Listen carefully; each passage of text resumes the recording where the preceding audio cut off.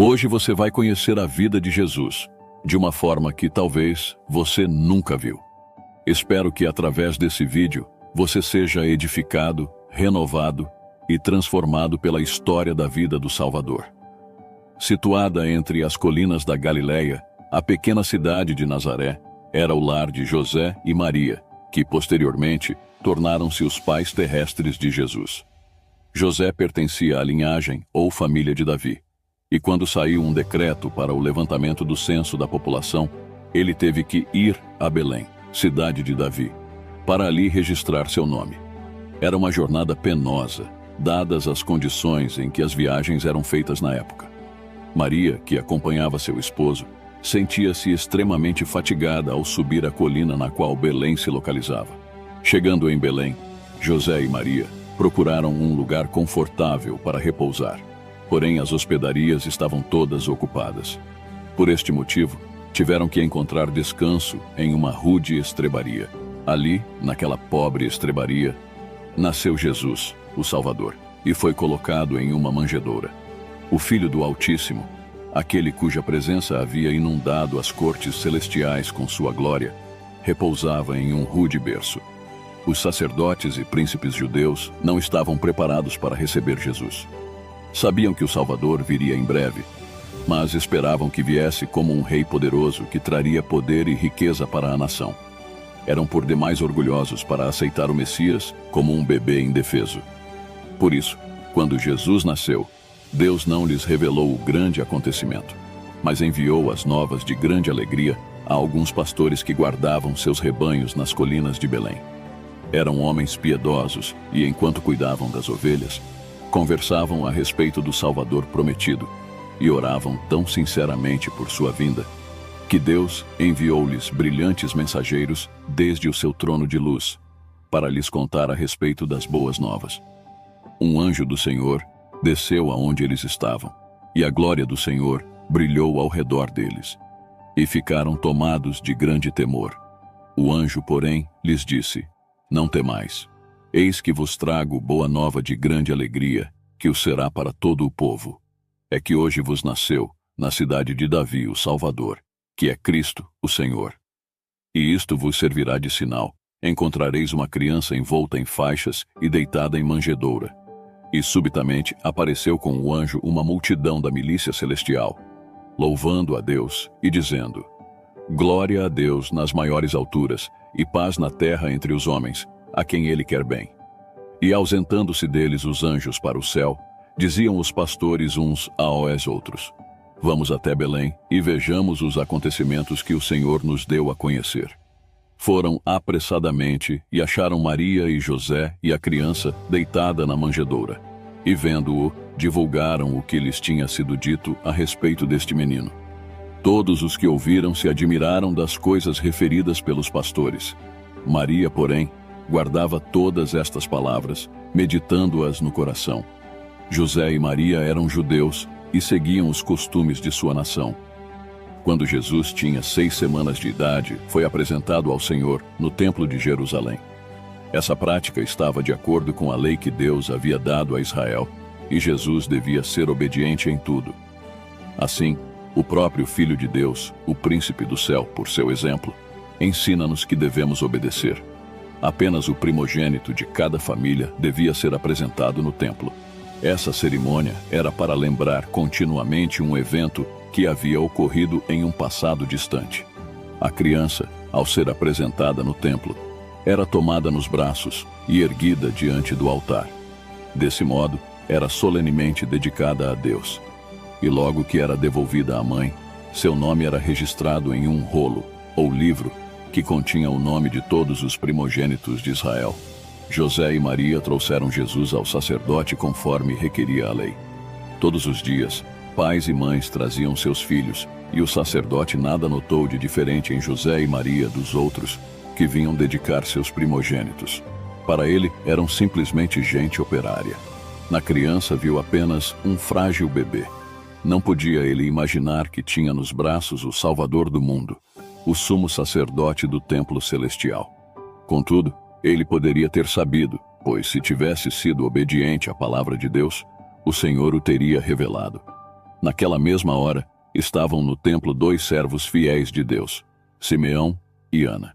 Ambos haviam dedicado toda a vida ao serviço do Senhor, e ele lhes revelou coisas que não podiam ser reveladas aos orgulhosos e egoístas sacerdotes.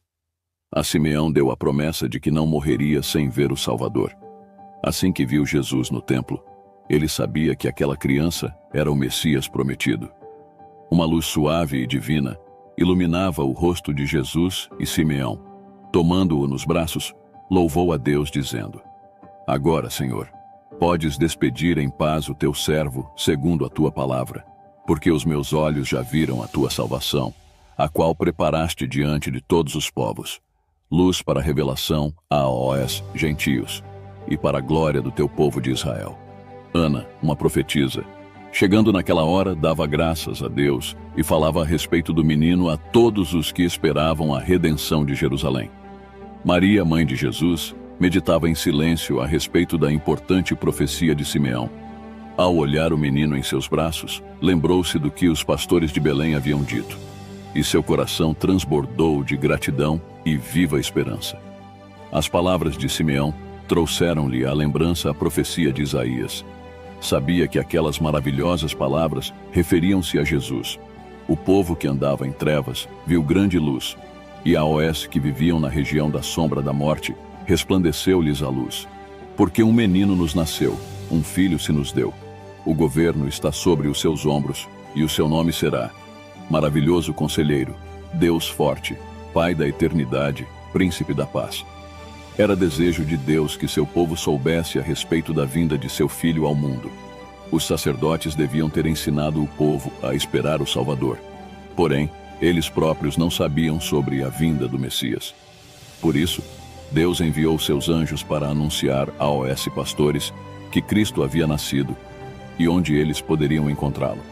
Assim, quando Jesus foi apresentado no templo, havia ali pessoas que o receberam como o Salvador. Deus preservara a vida de Simeão e Ana para que tivessem o feliz privilégio de testificar que Jesus era o Messias prometido.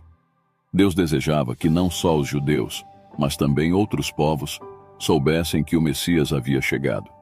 Em um distante país, no Oriente, habitavam homens sábios que haviam estudado as profecias sobre o Messias e acreditavam que o tempo de sua vinda era chegado. Os judeus chamavam esses homens de pagãos, todavia, eles não eram idólatras. Eram pessoas honestas que desejavam conhecer a verdade e fazer a vontade de Deus. Deus vê o coração, por isso sabia que esses homens eram confiáveis. Estavam em melhores condições de receber a luz do céu do que os sacerdotes judeus, cheios de orgulho e egoísmo. Esses sábios eram filósofos.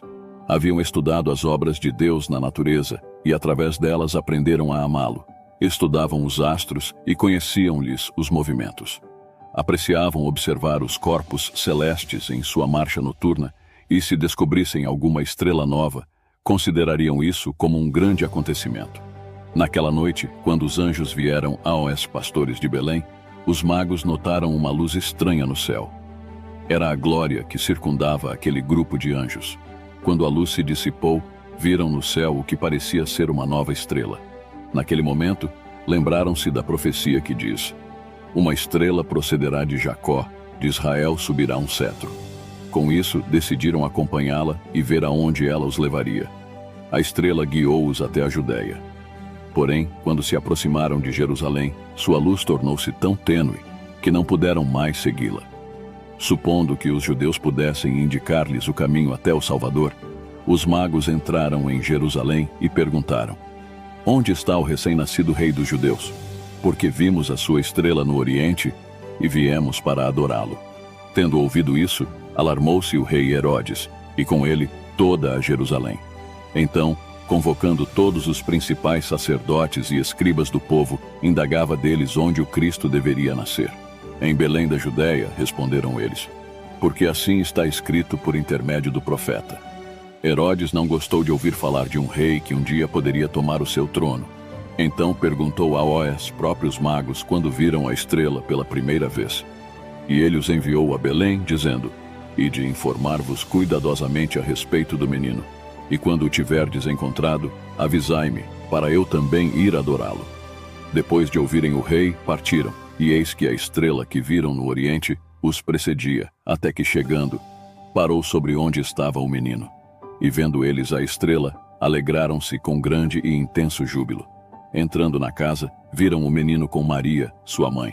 Prostrando-se, o adoraram, e abrindo seus tesouros, entregaram-lhe suas ofertas: ouro, incenso e mirra.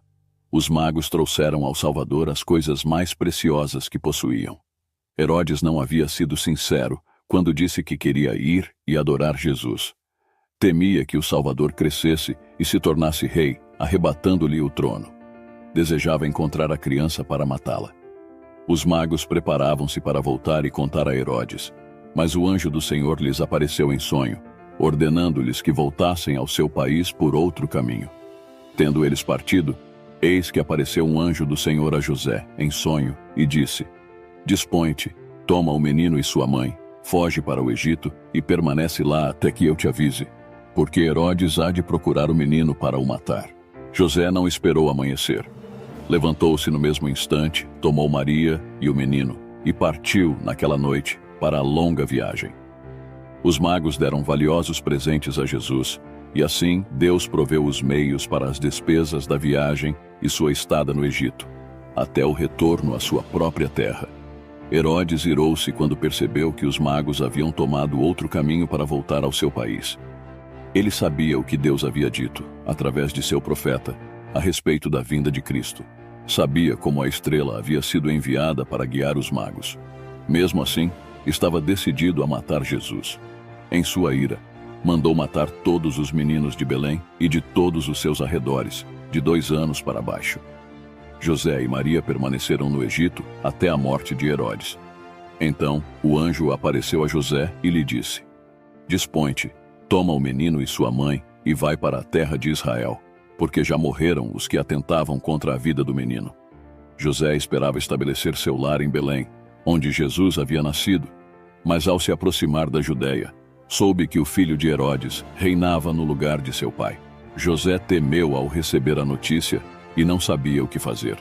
Então Deus enviou um anjo para instruí-lo.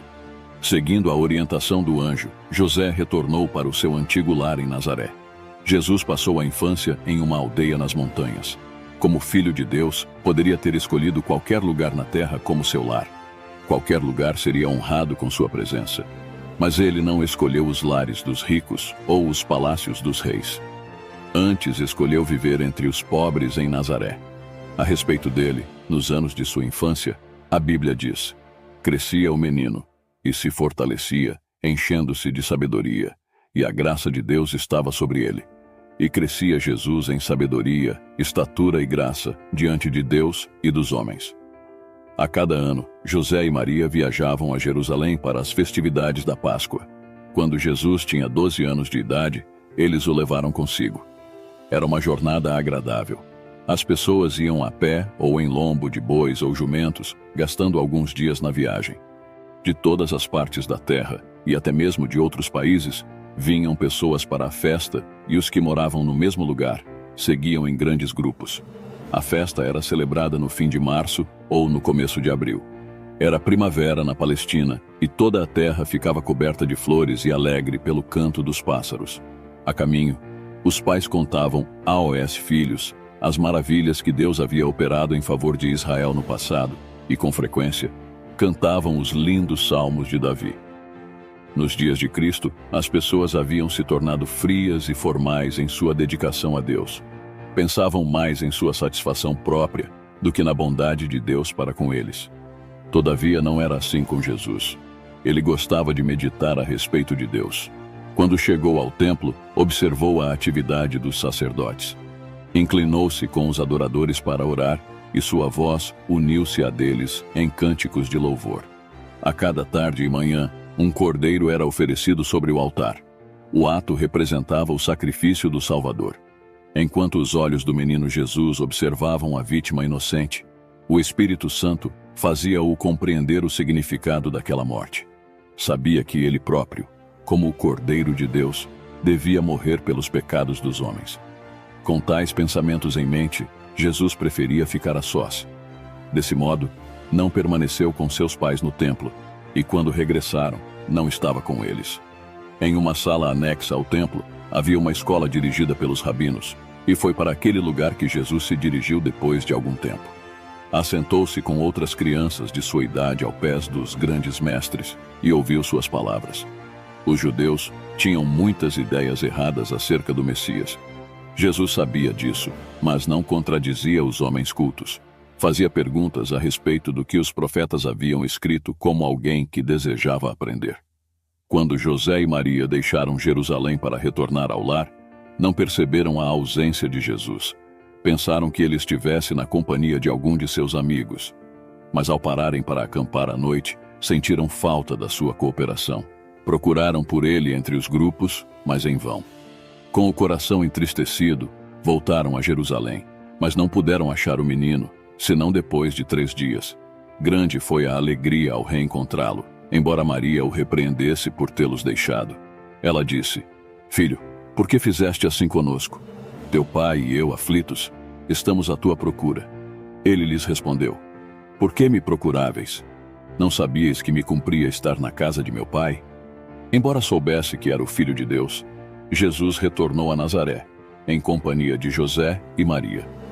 Até 30 anos de idade, era-lhe submisso. Quando chegou o tempo de iniciar seu ministério público, o primeiro ato de Jesus foi ir até o Rio Jordão e ser batizado por João Batista. João havia sido enviado para preparar o caminho do Salvador. Ele havia pregado no deserto dizendo: O tempo está cumprido e o reino de Deus está próximo. Arrependei-vos e crede no Evangelho. Multidões afluíam para ouvi-lo. Muitos se convenciam de seus pecados e eram batizados por ele, no Jordão. O Senhor havia revelado a João que algum dia o Messias viria a ele e pediria para ser batizado. Havia também a promessa de que um sinal lhe seria dado, de modo que ele pudesse saber que era. Quando Jesus chegou, João viu em seu rosto os sinais de uma vida santa, de modo que se recusou a batizá-lo, dizendo: Eu é que preciso ser batizado por ti, e tu vens a mim? Mas Jesus lhe respondeu: Deixa por enquanto, porque assim nos convém cumprir toda a justiça. Então João conduziu o Salvador às águas do belo Jordão, e ali foi batizado diante de todas as pessoas. Jesus não foi batizado para mostrar arrependimento por seus próprios pecados, pois jamais pecara. Assim fez, para dar-nos o exemplo. Quando saiu da água, o céu se abriu e raios de glória refulgiram, e viu o Espírito de Deus descendo como pomba, vindo sobre ele. E do céu ouviu-se uma voz que dizia: Este é o meu Filho amado, em quem me comprazo. Após seu batismo, Jesus foi levado pelo Espírito ao deserto para ser tentado por Satanás. Ao dirigir-se para o deserto, Cristo foi conduzido pelo Espírito de Deus. Ele não convidava a tentação. Queria estar a sós a fim de meditar sobre sua obra e missão. Através do jejum e da oração, devia preparar-se para trilhar a senda cruel que lhe estava destinada. Como Satanás sabia onde o Salvador podia ser encontrado, para lá se dirigiu com o intuito de tentá-lo. No momento em que Jesus estava lutando com os mais duros padecimentos provocados pela fome, Satanás lhe disse: Se és filho de Deus, manda que estas pedras se transformem em pães. Como o Salvador viera para viver como nosso exemplo, deveria suportar o sofrimento como nós precisamos suportar. Não deveria operar nenhum milagre para beneficiar a si próprio. Seus milagres deveriam ser somente em favor dos outros. A essa intimação de Satanás, Jesus respondeu: Está escrito, não só de pão viverá o homem, mas de toda palavra que procede da boca de Deus. Desse modo, ele mostrou que obedecer à palavra de Deus é mais importante que conseguir o alimento material. Aqueles que obedecem aos preceitos de Deus têm a promessa de ter todas as suas necessidades supridas na vida presente e também na vida futura. Satanás não conseguiu derrotar Cristo na primeira grande tentação. Ele então conduziu Jesus ao pináculo do templo de Jerusalém e disse: Se és filho de Deus, atira-te abaixo, porque está escrito: Aos seus anjos ordenará a teu respeito. Eles te susterão nas suas mãos, para não tropeçares em alguma pedra. Aqui, Satanás seguiu o exemplo de Cristo, citando as Escrituras. Mas a promessa não é para aqueles que voluntariamente se aventuram no perigo. Deus não havia ordenado que Jesus se atirasse do pináculo, e ele não o faria para satisfazer a Satanás. Por isso replicou: também está escrito: não tentarás o Senhor teu Deus. Satanás então apareceu como realmente era, o príncipe dos poderes das trevas. Levou Jesus ao cume de uma montanha elevada e mostrou-lhe todos os reinos do mundo. A luz do sol iluminava esplêndidas cidades, palácios de mármore, campos frutíferos e vinhedos. Satanás disse: tudo isto te darei, se prostrado me adorares. Por um momento Jesus contemplou a cena e então voltou-lhe as costas. Satanás havia apresentado o que o mundo tem de mais atraente, mas o olhar do Salvador captou além da beleza exterior. Ele viu o mundo em sua miséria e pecado, afastado de Deus. Toda essa miséria era resultado de o homem ter se afastado do Criador para cultuar Satanás. O coração de Jesus desejava ardentemente resgatar o que se havia perdido. Desejava devolver ao mundo mais do que a beleza edênica. Deseja colocar o homem em uma posição de vantagem com Deus. Por amor pelos pecadores, ele resistia à tentação. Deveria ser um vencedor para que eles pudessem vencer, para que pudessem ser iguais aos anjos e dignos de ser reconhecidos como filhos de Deus. A essa oferta, Jesus respondeu: retira-te, Satanás, porque está escrito: ao Senhor teu Deus adorarás e só a ele darás culto. Do deserto, Cristo retornou ao Jordão, onde João Batista pregava. Naquele tempo, homens foram enviados pelos líderes de Jerusalém para questioná-lo sobre a autoridade com que ensinava e batizava o povo. Perguntaram-lhe se ele era o Messias ou Elias, ou aquele profeta, referindo-se a Moisés. A todas essas perguntas, João respondia: não sou. Então disseram: declara-nos quem és, para que demos resposta àqueles que nos enviaram. João respondeu: eu sou a voz do que clama no deserto. Endireitai o caminho do Senhor, como disse o profeta Isaías. Nos tempos antigos, quando um rei viajava de uma região para outra em seu país, os trabalhadores eram enviados adiante de sua comitiva para preparar as estradas. Deviam cortar as árvores, retirar as pedras e tapar os buracos, de modo que o caminho pudesse estar aplanado para o rei. Assim, quando Jesus, o rei da corte celestial, estava para vir, João Batista foi enviado a preparar o caminho, anunciando-o ao povo e chamando-o ao arrependimento de seus pecados. Enquanto João respondia aos mensageiros de Jerusalém, ele viu Jesus em pé, à margem do rio.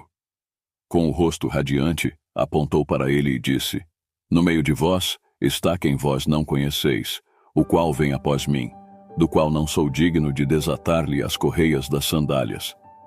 O povo ficou grandemente comovido. O Messias estava entre eles. Olhavam ao redor ansiosamente para encontrar aquele de quem João falava. Mas Jesus misturou-se à multidão e não puderam vê-lo. No dia seguinte, João viu Jesus outra vez e, apontando para ele, exclamou: eis o Cordeiro de Deus, que tira o pecado do mundo. Então João falou a respeito do sinal que vira por ocasião do batismo de Cristo. Vi o Espírito descer do céu como pomba e pousar sobre ele. Pois eu de fato vi e tenho testificado, acrescentou, que ele é o Filho de Deus. Com temor e admiração, os ouvintes olharam para Jesus. Então questionaram a si mesmos: é este o Cristo? Perceberam que Jesus não ostentava nenhuma aparência de riqueza ou grandeza mundana. Suas vestes eram modestas e simples, tais como o povo pobre usava. Em seu rosto pálido e cansado, havia algo que comovia os corações. Sua fisionomia mostrava dignidade e poder. Seu olhar e cada traço do semblante falavam da compaixão divina e de um amor inexprimível. Mas os mensageiros de Jerusalém não se sentiram atraídos pelo Salvador. João não dissera o que eles desejavam ouvir. Esperavam o Messias como um grande conquistador. Viram que essa não seria a missão de Jesus e, em seu desapontamento, afastaram-se dele. 2 dos discípulos de João que se encontravam ali imediatamente o seguiram. Ouviram os seus ensinos e tornaram-se seus discípulos. Um era André e o outro João. André logo trouxe o seu irmão, Simão, a quem Jesus chamou de Pedro. No outro dia, a caminho da Galileia, Cristo chamou o outro discípulo, Filipe. Assim que Filipe conheceu o Salvador, trouxe-lhe o amigo Natanael. Desse modo, começou a grande obra de Cristo na terra. Chamou os discípulos um a um, e o primeiro trouxe seu irmão, o outro, seu amigo. Isso é o que cada seguidor de Cristo deve fazer. Assim que tenha conhecido Jesus, deve contar aos outros o precioso amigo que encontrou. Esse é um trabalho que todos podem fazer, quer sejam jovens ou idosos. Em Caná da Galileia, Cristo com seus discípulos compareceram a uma festa de casamento. Ali, seu maravilhoso poder foi manifestado para a felicidade de todos os participantes. Era costume, naquele país, usar vinho em tais ocasiões. Antes que a festa terminasse, o suprimento de vinho findou. Deixar acabar o vinho em uma festa era considerado falta de hospitalidade e um grande vexame. Cristo ficou sabendo o que ocorrera e pediu que os servos enchessem 6 grandes talhas de pedra. Em vez da água, saiu vinho das talhas. Esse vinho era muito melhor do que aquele que havia sido servido antes, e havia o suficiente para todos. Depois de operar o milagre, Jesus deixou o local discretamente. Os convidados não perceberam seu ato até que ele houvesse desaparecido. Um dia, quando passava por Samaria, sentou-se à beira de um poço para descansar. Quando uma mulher veio para retirar água, pediu-lhe que lhe desse de beber. A mulher se surpreendeu, pois sabia quanto os judeus odiavam os samaritanos. Mas Cristo lhe disse que, se ela quisesse, ele daria água viva. A essa declaração, ela se surpreendeu mais ainda. Então Jesus disse à mulher: "Quem beber desta água tornará a ter sede. Aquele, porém, que beber da água que eu lhe der, nunca mais terá sede. Pelo contrário, a água que eu lhe der será nele uma fonte a jorrar para a vida eterna." A água viva simboliza o Espírito Santo. Como o viajante sedento necessita de água para beber, assim precisamos do Espírito de Deus em nosso coração. Aquele que beber dessa água jamais terá sede. Durante seu ministério, Jesus visitou 2 vezes seu antigo lar em Nazaré. Em sua primeira visita, foi à sinagoga em um sábado. Ali leu a profecia de Isaías sobre a obra do Messias, como ele devia pregar as boas novas aos pobres, confortar os abatidos, dar visão aos cegos e curar os enfermos. Então disse às pessoas que tudo aquilo havia se cumprido naquele dia. Esse era o trabalho que ele mesmo estava fazendo. Após a declaração de Jesus, os que ouviram recordaram como Jesus havia vivido entre eles como um carpinteiro. Com frequência, viam-no na oficina com José. E embora em toda a sua vida houvesse praticado atos de bondade e misericórdia, eles não creram que Jesus era o Messias. Dando lugar a pensamentos como esses, abriram caminho para Satanás controlar sua mente e então se iraram contra o Salvador. Clamaram contra ele e decidiram tirar-lhe a vida. Empurraram-no para diante, dispostos a lançá-lo de um penhasco. Mas os santos anjos estavam próximos para protegê-lo. Passando despercebido pela multidão, desapareceu. Em sua próxima visita a Nazaré, o povo não estava mais disposto a recebê-lo. Afastou-se dali para não mais retornar. Entre os judeus, a religião havia se tornado uma simples observância de rituais. À medida que se afastavam do verdadeiro culto a Deus e perdiam o poder de sua palavra, haviam tentado suprir o conteúdo espiritual com cerimônias e tradições inventadas por eles. Somente o sangue de Cristo pode purificar o pecado. Somente seu poder pode livrar o homem de pecar. Mas os judeus dependiam de suas próprias obras e cerimônias de sua religião para ganharem a salvação. Por causa do zelo com que se dedicavam ao desempenho dos atos exteriores, julgavam-se justos e dignos de ocupar um lugar no reino de Deus. Suas esperanças fixavam-se nas grandezas do mundo. Anelavam riquezas e poder que achavam ser o prêmio merecido de sua suposta piedade. Aguardavam o estabelecimento do reino do Messias na terra, e ele haveria de dominar como um grande príncipe entre os homens. Cada bênção e favor terrenos esperavam receber por ocasião de sua vinda. Jesus sabia que suas esperanças seriam frustradas. Ele tinha vindo ensinar a eles algo muito melhor do que procuravam. Seu objetivo era restaurar o verdadeiro culto a Deus. Ele devia trazer a religião com pureza de coração, que se manifestaria em uma vida reta e em um caráter santo. Os discípulos de Cristo haviam sido influenciados pelos ensinos dos rabinos, e foi para esses discípulos que as primeiras lições de Cristo foram destinadas. Foi então que começaram a ouvir o sermão das bem-aventuranças. Tais ensinamentos eram estranhos e novos para os ouvintes de Jesus, e por isso ele os repetiu muitas vezes. Certa vez, um doutor da lei veio à sua presença e lhe perguntou: Mestre, que farei para herdar a vida eterna? Então Jesus lhe perguntou: Que está escrito na lei? Como interpretas? A isto ele respondeu: Amarás o Senhor, teu Deus, de todo o teu coração, de toda a tua alma, de todas as tuas forças e de todo o teu entendimento. E amarás o teu próximo como a ti mesmo. Em vez de arrepender-se, porém, buscou uma escusa para seu egoísmo.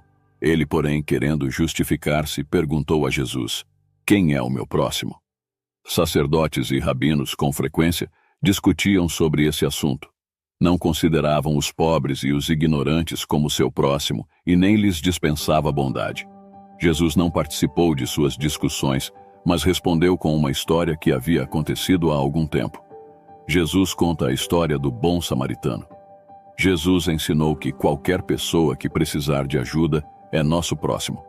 Devemos tratá-lo como gostaríamos de ser tratados. Jesus guardou o sábado e ensinou seus discípulos a guardá-lo. Ele sabia como o dia de repouso devia ser observado, pois ele mesmo o santificara. Os mestres judeus haviam criado muitas regras a respeito de como guardar o sábado e queriam que todos obedecessem a elas. Assim, vigiavam Jesus para ver se ele as cumpriria. Um sábado, quando Cristo e os discípulos voltavam da sinagoga, atravessaram um campo de cereais. Já era tarde e eles estavam com fome. Por isso, colheram algumas espigas e comeram os grãos.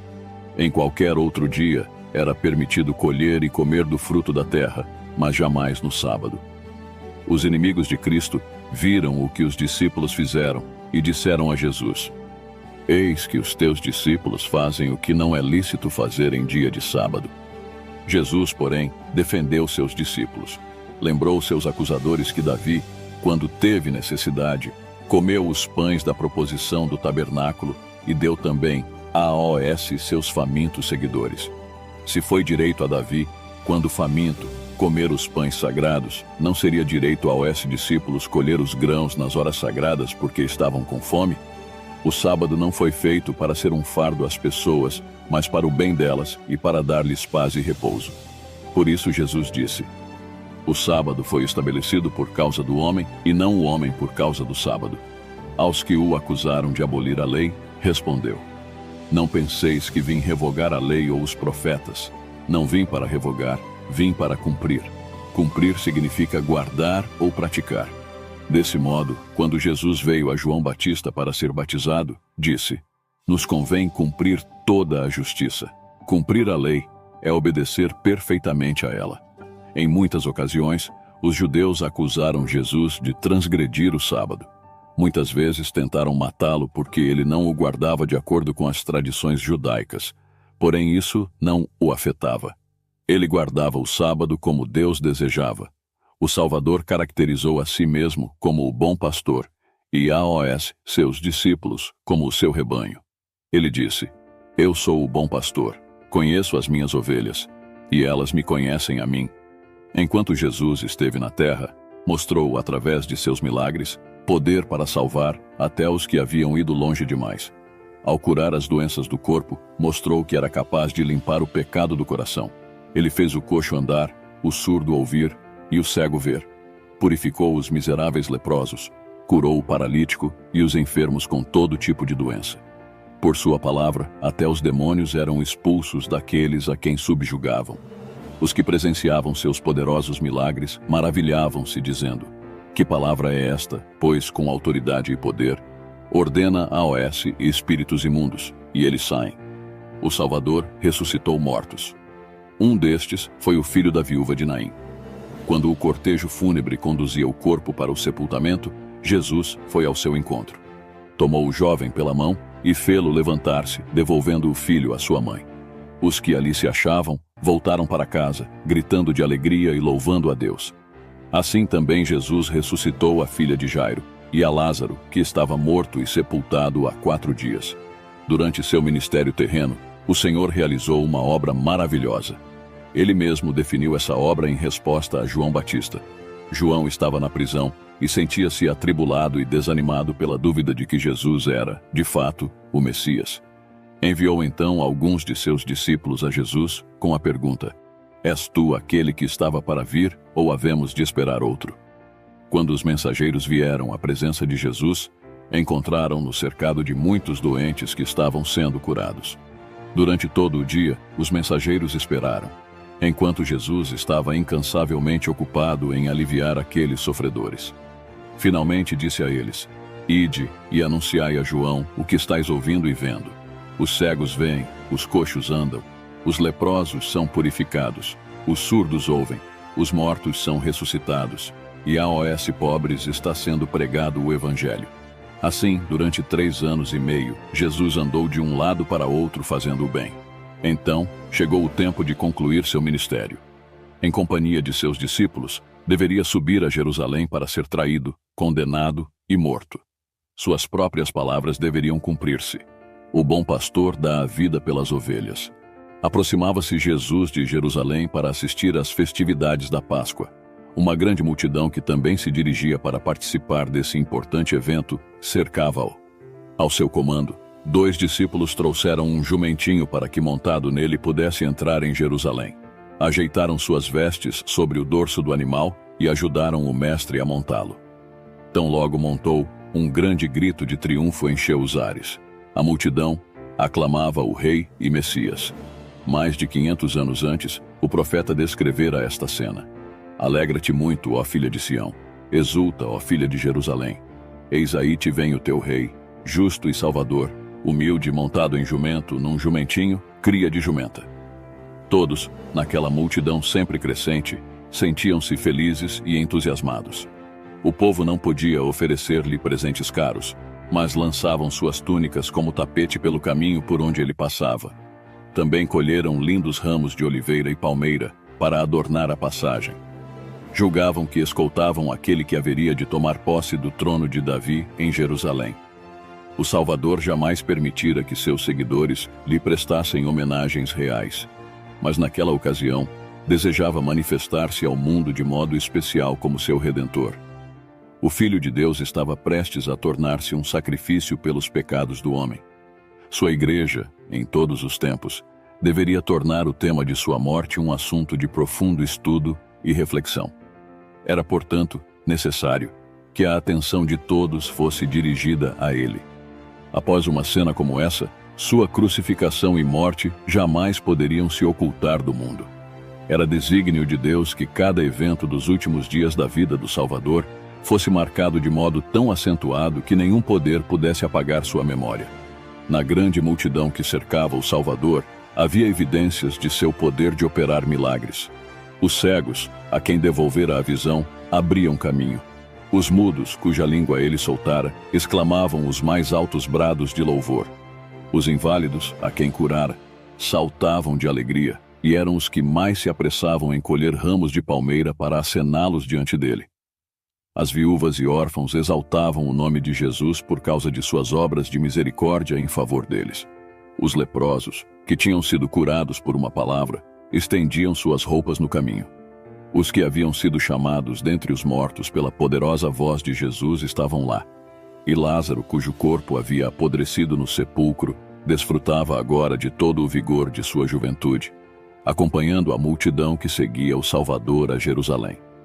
À medida que mais pessoas uniam-se à multidão, contagiavam-se pela inspiração do momento e uniam-se aos gritos, que ecoavam de colina em colina e de vale em vale. Hosana ao filho de Davi, bendito o que vem em nome do Senhor. Hosana nas maiores alturas. Muitos fariseus presenciavam a cena irritados. Sentiam que perdiam o domínio do povo. Tentaram silenciar a manifestação com toda a sua autoridade. Porém, suas ordens e ameaças só aumentavam mais o entusiasmo do povo. Sentindo que não podiam controlar a multidão, abriram caminho entre ela e aproximaram-se de Jesus, dizendo: Mestre, repreende os teus discípulos. Disseram que tais aglomerações tumultuadas eram contra a lei e proibidas pelas autoridades. Jesus, porém, lhes respondeu: asseguro-vos que se eles se calarem, as próprias pedras clamarão. Essa cena de triunfo era desígnio do próprio Deus, pois havia sido predita pelos profetas, e nenhum poder terrestre poderia impedi-la. A obra de Deus seguirá sempre em frente a despeito de os homens tentarem impedi-la ou destruí-la. Quando a multidão atingiu o alto da colina, Jerusalém em todo o seu esplendor apareceu diante da vista de todos. Extasiado ante a repentina visão de beleza, o povo conteve os gritos. Todos os olhares se fixaram no Salvador, esperando ver nele a mesma expressão de admiração que sentiram. Jesus deteve-se, e uma nuvem de tristeza envolveu-lhe o semblante, e a multidão atônita viu-o chorar copiosamente. Ninguém podia compreender a aflição do mestre, mas ele chorava porque a cidade estava condenada à destruição. Ela havia sido a filha de seu cuidado, e seu coração enchia-se de angústia porque em breve a cidade ficaria desolada. Tivessem seus habitantes dado ouvidos aos ensinos de Cristo, recebendo-o como o Salvador, Jerusalém teria permanecido para sempre. Teria se tornado a rainha dos reinos, livre com a força concedida por Deus. Nenhum exército armado guardaria seus portões, e nenhuma bandeira romana tremularia em suas torres. De Jerusalém, o estandarte da paz teria ido a todas as nações. Ela teria sido a glória do mundo. Os judeus, porém, haviam rejeitado seu Salvador e estavam prestes a crucificar o seu rei. Quando o sol mergulhasse no horizonte naquele dia e a noite caísse, o destino de Jerusalém estaria selado para sempre. No dia seguinte, Jesus entrou no templo. 3 anos antes, ele havia encontrado homens vendendo e comprando no átrio externo, e os havia repreendido e expulsado. Agora, ao retornar, encontrou o mesmo comércio ali. O átrio estava cheio de bois, ovelhas e aves que eram vendidos aos que desejavam oferecer sacrifícios por seus pecados. Os que se ocupavam desse comércio praticavam extorsão e roubo de toda espécie, e tal era a balbúrdia e o alvoroço do lado de fora que os adoradores eram seriamente perturbados. Cristo parou na escadaria e varreu o átrio com seu olhar penetrante. Todos os olhares voltaram-se para ele. O vozerio das pessoas e o mugido dos animais cessaram. Todos olhavam o Filho de Deus atônitos e temerosos. Naquele instante, a divindade irrompeu através da humanidade e deu a Jesus um poder e glória que jamais se manifestara nele antes. O silêncio tornou-se quase insuportável. Finalmente, ele disse em voz clara e com tal poder que sacudiu as pessoas como uma violenta tempestade: está escrito, a minha casa será casa de oração, mas vós a transformastes em covil de salteadores. Que quadro diferente encontraram os principais e sacerdotes ao voltar cautelosamente para o templo. Homens, mulheres e crianças erguiam a voz em louvor a Deus. Viram os doentes curados, os cegos com a visão restaurada, surdos ouvindo e os coxos saltando de alegria. As crianças tomavam a frente nas expressões de louvor. Repetindo os cânticos do dia anterior, acenavam os ramos de palmeira em homenagem a Jesus. O templo repercutia as fortes exclamações: Hosana ao Filho de Davi, bendito o que vem em nome do Senhor. Os líderes tentavam silenciar os gritos de alegria das crianças, mas elas não podiam se calar, pois todos estavam possuídos de uma incontida felicidade pelas maravilhosas obras que Jesus realizara entre eles. Dirigiram-se então a Jesus, na esperança de que ele ordenasse silêncio. Ouves o que estes estão dizendo? Respondeu-lhes Jesus: sim, nunca lestes. Da boca de pequeninos e crianças de peito, tiraste perfeito louvor? Os filhos de Israel celebraram a primeira Páscoa na ocasião em que foram libertados da escravidão no Egito. Chegara o tempo em que Jesus devia comemorar a festividade com seus discípulos e pediu a Pedro e a João que encontrassem um lugar e preparassem a ceia da Páscoa. Centenas de pessoas vinham a Jerusalém para a celebração e os habitantes da cidade se dispunham a ceder um cômodo da casa para os visitantes fazerem sua comemoração. O Salvador dissera a Pedro e a João que, ao saírem pelas ruas, encontrariam um homem com um cântaro de água. Deveriam então segui-lo até a casa em que entrasse e dizer ao dono da casa: o mestre manda perguntar-te: onde é o aposento no qual hei de comer a Páscoa com os meus discípulos? Esse homem deveria então mostrar-lhes uma sala espaçosa no andar superior da casa, provida com tudo de que precisavam, e ali deveriam preparar a ceia pascal. Tudo aconteceu conforme Jesus havia dito. Na hora da ceia, os discípulos estavam a sós com Jesus. Outras vezes em que a festa foi comemorada em companhia do Mestre, havia sido sempre uma ocasião de grande alegria. Agora, porém, Jesus estava com o espírito atribulado. Finalmente, disse-lhes com a voz embargada pela tristeza: tenho desejado ansiosamente comer convosco esta Páscoa antes do meu sofrimento. Tomando da mesa um cálice de vinho não fermentado, disse: recebei e reparti entre vós, pois vos digo que, de agora em diante, não mais beberei do fruto da videira, até que venha o reino de Deus.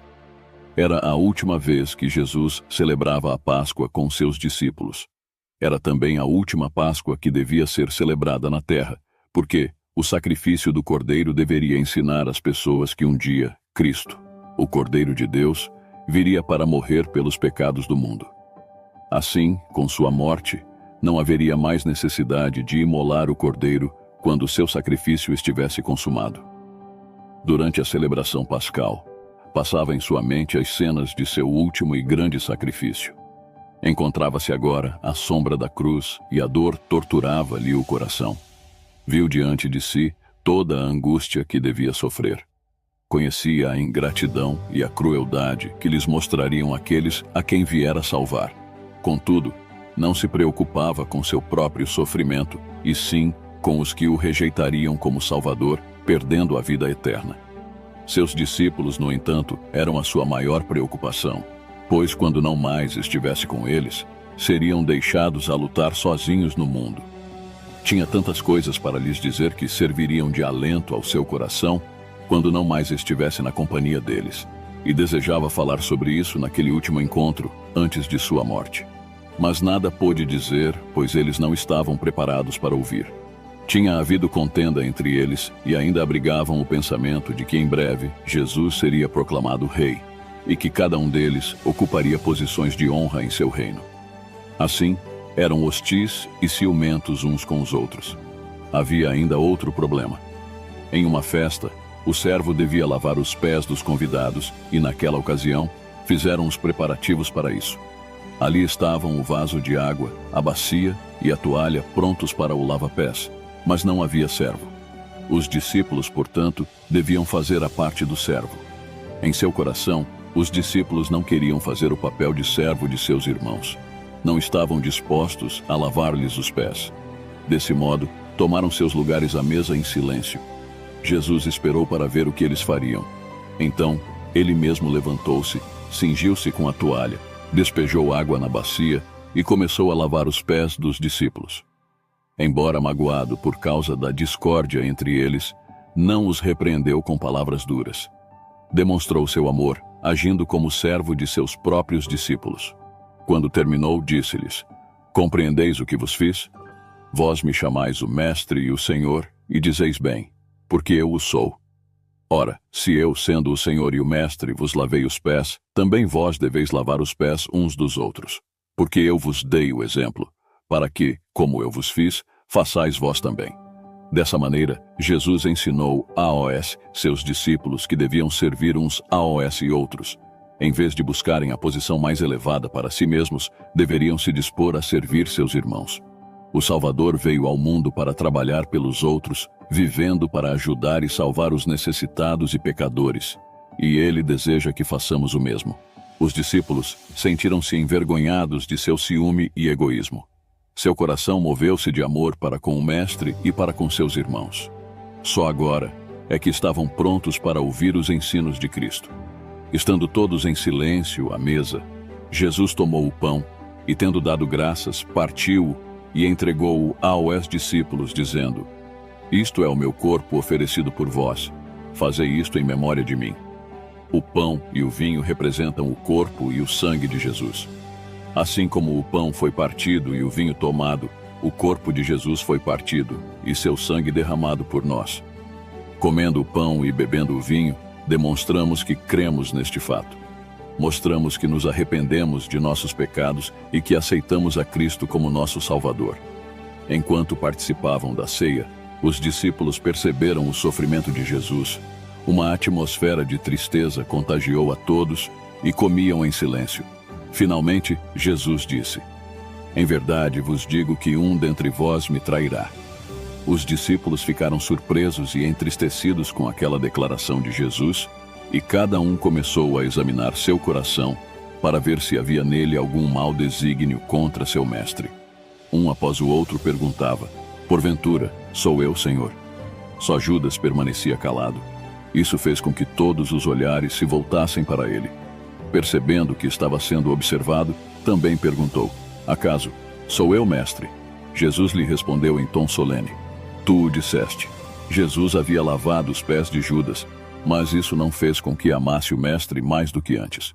Ficou aborrecido porque Cristo havia feito o trabalho de um servo. Agora ele sabia que Jesus não seria rei, e isso fez com que ficasse mais determinado a traí-lo. Ao perceber que seu intento havia sido descoberto, não teve medo. Levantou-se zangado e rapidamente deixou a sala para realizar seu plano perverso. A retirada de Judas foi um alívio para os que ficaram. O rosto de Jesus iluminou-se e a nuvem de tristeza se dissipou.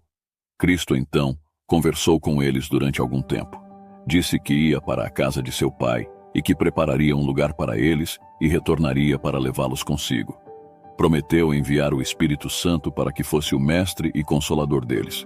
Disse-lhes que orassem em seu nome, e certamente suas orações seriam atendidas.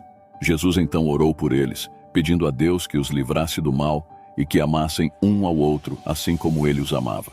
Jesus orou por nós do mesmo modo que orou pelos discípulos, dizendo: "Não rogo somente por estes, mas também por aqueles que vierem a crer em mim, por intermédio da sua palavra, a fim de que todos sejam um. E como és tu, ó Pai, em mim e eu em ti, também sejam eles em nós, para que o mundo creia que tu me enviaste, eu neles e tu em mim, a fim de que sejam aperfeiçoados na unidade, para que o mundo conheça que tu me enviaste e os amaste, como também amaste a mim." A vida do Salvador na terra foi uma vida dedicada à oração. Passou muitas horas a sós com Deus e, com frequência, suas preces sinceras subiam ao trono celeste, buscando sabedoria e força de que necessitava para sustê-lo em sua obra e para guardá-lo de cair nas tentações de Satanás. Depois de haver comido a Páscoa com seus discípulos, Jesus foi com eles ao jardim do Getsêmani, onde costumava orar. À medida que caminhava, conversava com eles e os ensinava. Mas quando se aproximaram do jardim, tornou-se estranhamente silencioso. Durante toda a sua vida, Jesus estivera em comunhão com o Pai. O Espírito de Deus havia sido seu guia e apoio constantes. Por todas as obras que havia feito, sempre glorificara o Pai, dizendo: "Eu nada posso fazer de mim mesmo." A terrível noite de agonia para o Salvador começou quando se aproximou do jardim. Parecia que a presença de Deus que até então o sustentara, não mais o acompanhava.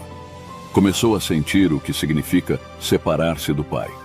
Cristo devia tomar sobre si os pecados do mundo, e quando eles foram colocados sobre si, parecia mais do que podia suportar. A culpa do pecado era tão terrível que foi tentado a pensar que Deus não mais o amava. Quando sentiu a enorme aversão de Deus ao pecado, deixou escapar essas palavras: "A minha alma está profundamente triste até a morte." Jesus deixou os discípulos próximo à entrada do jardim, exceto Pedro, Tiago e João, com os quais entrou no horto. Eram eles seus mais sinceros discípulos e seus companheiros mais chegados, mas não podia suportar que eles testemunhassem sua intensa agonia. Disse-lhes: "Ficai aqui e vigiai comigo." Caminhou alguns passos adiante e caiu prostrado no chão. Sentia que o peso do pecado separava-o do Pai. Tinha diante de si um abismo tão grande, tão profundo, tão negro que tremia diante dele. Cristo não sofria por seus pecados, mas pelos pecados do mundo. Sentia o desagrado de Deus contra o pecado, como o pecador sentirá no grande dia do juízo. Em sua agonia, Cristo agarrou-se ao solo frio, de seus lábios pálidos orando da seguinte forma: "Meu Pai, se possível, passe de mim este cálice. Todavia, não seja como eu quero, e sim como tu queres. Durante 1 hora, Cristo suportou sozinho aquela terrível angústia. Então foi até os discípulos, ansioso por receber uma palavra de simpatia. Mas nenhuma simpatia se manifestou, pois eles estavam dormindo. Despertaram ao som de sua voz, mas quase não. O reconheceram, pois a aflição havia alterado a expressão de seu rosto. Dirigindo-se a Pedro, perguntou: Simão, tu dormes? Não pudeste vigiar nem 1 hora? Pouco antes de irem ao jardim, Cristo disse aos discípulos: Todos vós vos escandalizareis. Eles então lhe asseguraram com veemência que iriam com Jesus à prisão e à morte. E o pobre e autossuficiente Pedro, cheio de confiança, acrescentou: Ainda que todos se escandalizem, eu jamais. Mas os discípulos confiavam em si mesmos. Não olharam para o poderoso ajudador como Cristo lhes aconselhara a fazer. E quando ele se encontrava na hora de maior necessidade, precisando de sua simpatia e orações, eles dormiram. Até Pedro dormia. E João, o discípulo amado que costumava se reclinar no peito de Jesus, também dormia. Seguramente a afeição que João sentia pelo Mestre deveria mantê-lo acordado. Suas orações mais fervorosas deveriam ter se unido às do Mestre naquele momento de extrema aflição. O Redentor passara noites inteiras orando por seus discípulos para que sua fé não vacilasse na hora da provação. Mas eles não puderam vigiar pelo Mestre 1 hora sequer. Se Jesus tivesse agora perguntado a Tiago e a João: Podeis vós beber o cálice que eu bebo ou receber o batismo com que eu sou batizado? Eles não teriam respondido tão prontamente: Sim, podemos. O coração do Salvador encheu-se de compaixão e simpatia diante da fraqueza de seus discípulos. Temia que eles não suportassem a prova que seu sofrimento e morte lhes traria. Ele, entretanto, não os reprovou por causa de suas fraquezas. Pensou nas provas que teriam diante de si e disse: Vigiai e orai, para que não entreis em tentação. Com bondade, desculpou-lhes a falta cometida para com ele, dizendo: O espírito, na verdade, está pronto, mas a carne é fraca. Que exemplo de ternura e piedoso amor o Salvador nos deu! Outra vez, uma angústia insuportável apossou-se dele. Exausto e no limite de suas forças, cambaleou de volta ao local onde antes havia orado e suplicou ao céu: Meu Pai, se não é possível passar de mim este cálice sem que eu o beba, faça-se a tua vontade. A agonia provocada por essa oração fez com que gotas de sangue fluíssem de seus poros. Outra vez buscou os discípulos, desejando encontrar conforto e simpatia, e novamente achou-os dormindo. Pela terceira vez buscou o lugar da oração. Terror e trevas profundas invadiram-lhe a alma, pois não sentiu a presença de seu Pai. Sem isso, temia que, em sua natureza humana, não poderia resistir o duro teste. Pela terceira vez, ele repete a mesma oração: Meu Pai, se não é possível passar de mim este cálice sem que eu o beba, faça-se a tua vontade. O Salvador cai desfalecido ao solo. Nenhum discípulo encontra-se ali para ampará-lo, para erguer ternamente sua cabeça e banhar aquele rosto tão pálido pelo sofrimento. Cristo está completamente só. Um poderoso anjo desce do céu para confortá-lo. O rosto do Salvador, manchado de sangue, reflete agora a paz celestial. Ele suportou o que nenhum ser humano poderia suportar. Experimentou a agonia da morte no lugar de cada pecador. Outra vez procurou os discípulos e encontrou-os dormindo. Tivessem eles permanecido despertos, vigiando e orando com o Salvador, teriam recebido forças para suportar a prova que os aguardava. Perdendo aquela oportunidade, não tiveram forças na hora da necessidade. Olhando-os com tristeza, Cristo disse: Ainda dormis e repousais. Eis que é chegada a hora, e o Filho do Homem está sendo entregue nas mãos de pecadores. Falava ele ainda, quando se ouviram os passos da turba que se aproximava em sua busca. Voltando-se para os discípulos, disse: Levantai-vos, vamos. Eis que o traidor se aproxima. Nenhum traço de seus recentes sofrimentos podiam ser notados quando o Salvador se adiantou para encontrar seu traidor. Colocando-se adiante dos discípulos, perguntou à turba: A quem buscais? Responderam-lhe: A Jesus, o Nazareno. Então Jesus lhes disse: Sou eu. O Salvador pergunta-lhes mais uma vez: A quem buscais? Responderam-lhe: a Jesus, o Nazareno. Então lhes disse Jesus: já vos declarei que sou eu. Se é a mim, pois, que buscais, deixai ir estes. Nessa hora de provação, os pensamentos de Cristo voltaram-se para os seus amados discípulos. Não queria que sofressem, ainda que tivesse que enfrentar a prisão e a morte. Judas, o traidor, não se esqueceu da parte que tinha a desempenhar. Aproximou-se e o beijou. Disse-lhe Jesus: amigo, para que vieste? E com voz trêmula acrescentou: Judas, com um beijo traz o Filho do Homem? Essas amáveis palavras deveriam comover o coração de Judas, mas parece que todo o sentimento de ternura e dignidade haviam-no abandonado. Agora estava sob o domínio de Satanás. Colocou-se com arrogância ao lado de Jesus e não se envergonhou de entregá-lo à turba cruel. Cristo não recusou o beijo do traidor. Nisso, ele nos deu exemplo de tolerância, amor e simpatia. Se somos seus discípulos, devemos tratar nossos inimigos como ele tratou Judas. Em seguida, prenderam-no e ataram suas mãos, que sempre se ocuparam em fazer o bem.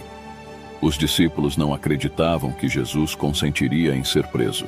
Tinham certeza de que o poder que havia lançado a turba por terra era suficiente para livrar o mestre e seus companheiros. Ficaram desapontados e indignados quando viram as mãos de seu amado mestre serem amarradas. Furioso, Pedro arrancou da espada e, brandindo-a, cortou a orelha do servo do sacerdote. Jesus, vendo o que Pedro fizera, soltou as mãos firmemente amarradas pelos soldados romanos e disse: deixai, basta. Tocou então a orelha ferida, que sarou no mesmo instante. Disse então a Pedro: embainha a tua espada, pois todos os que lançam mão da espada, a espada perecerão.